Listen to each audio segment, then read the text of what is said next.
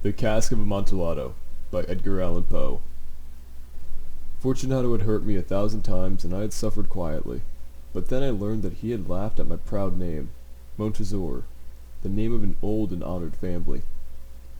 I promised myself that I would make him pay for this, that I would have revenge. You must not suppose, however, that I spoke of this to anyone. I would make him pay, yes, but I would act only with the greatest care.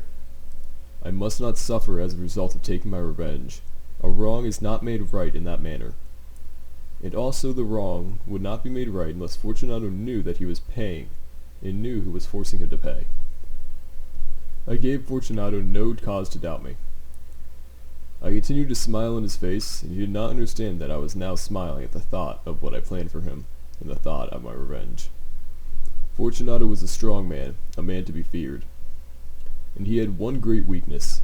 He liked to drink good wine, and indeed he drank much of it. So he knew a lot of fine wines, and proudly believed that he was a trained judge of them. I, too, knew old wines well, and I bought the best I could find, and wine, I thought, wine would give me my revenge. It was almost dark, one evening in the spring, when I met Fortunato in the street alone. He spoke to me more warmly than was usual, for already he had drunk more wine than was good for him. I acted pleased to see him, and I shook his hand, as if he had been my closest friend. "Fortunato, how are you?" "Montresor, good evening, my friend." "My dear Fortunato, I am indeed glad that I have met you. I was just thinking of you, for I have been tasting my new wine. I have bought a full cask of a fine wine which they tell me is Amontillado, but—" "Amontillado! Quite impossible!" "I know, it does not seem possible. As I could not find you, I was just going to talk to Lucrece. If anyone understands wines, it is Lucrece. He will tell me." "Lucrece? He does not know one wine from another. But they say he knows as much about wines as you know." "Ho! Come, let us go." "Go where?" "To your vaults, to taste the wine." "No, my friend, no. I can see that you are not well, and the vaults are cold and wet." "I do not care. Let us go." "I'm well enough. The cold is nothing." "Amontillado!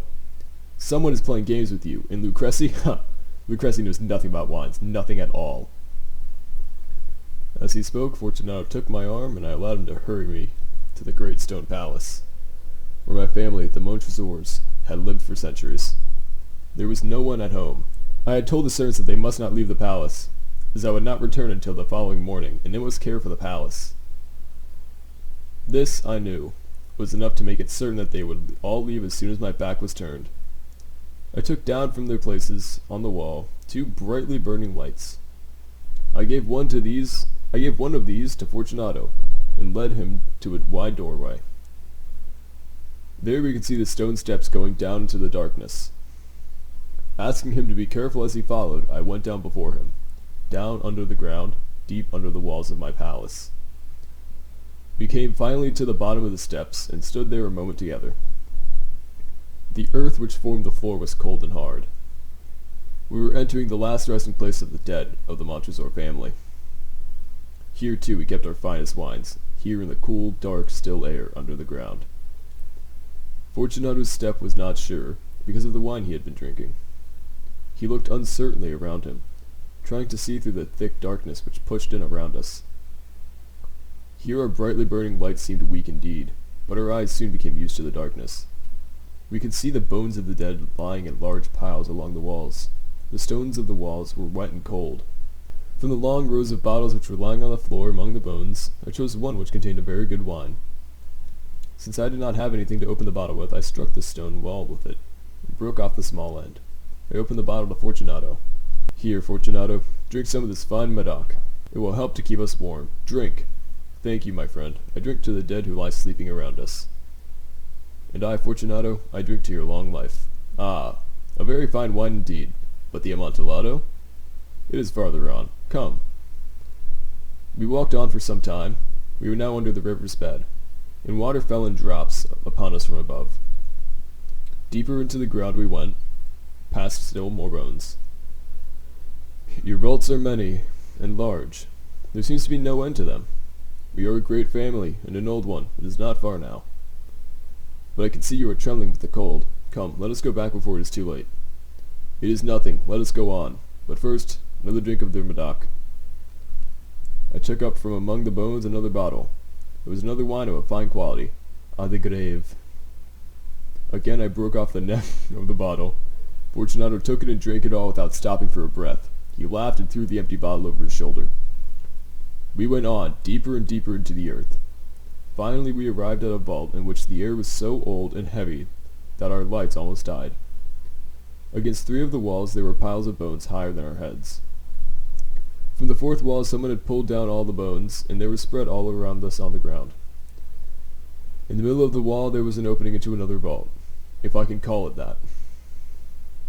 A little room about 3 feet wide, 6 or 7 feet high, and perhaps 4 feet deep. It was hardly more than a hole in the wall. Go on, I said. Go on. The Amontillado was in there. Fortunato continued to go forward, uncertainly. I followed him immediately. Soon, of course, he reached the back wall. He stood there a moment, facing the wall, surprised and wondering. In that wall were 2 heavy iron rings. A short chain was hanging from each of these and a lock from the other. Before Fortunato could guess what was happening, I closed the lock and chained him tightly to the wall. I stepped back. Fortunato, I said, put your hand against the wall. You must feel how the water runs over it. Once more I ask you, please. Will you not go back? No? If not, then I must leave you. But first I must do everything I can for you. But the Amontillado! Ah, yes, indeed, the Amontillado. As I spoke these words, I began to search among the bones. Throwing them to the side, I found the stones which earlier I had taken down from the wall. Quickly I began to build the wall again, covering the hole where Fortunato stood trembling. Montresor, what are you doing? I continued working. I could hear him pulling at the chain, shaking it wildly. Only a few stones remained to put in their place. Montresor, haha, this is a very good joke indeed. Many times we will laugh about it, haha, as we drink our wine together, haha. Of course, as we drink the Amontillado. But is it not late? Should we not be going back? They will be expecting us. Let us go. Yes, let us go. As I said this, I lifted the last stone from the ground. Montresor, for the love of God! Yes, for the love of God. I heard no answer. Fortunato, I cried. Fortunato. I heard only a soft, low sound and a half-cry of fear. My heart grew sick. It must have been the cold. I hurried to force the last stone into its position. I put the old bones again in the pile against the wall. For half a century now, no human hand has touched them. May he rest in peace.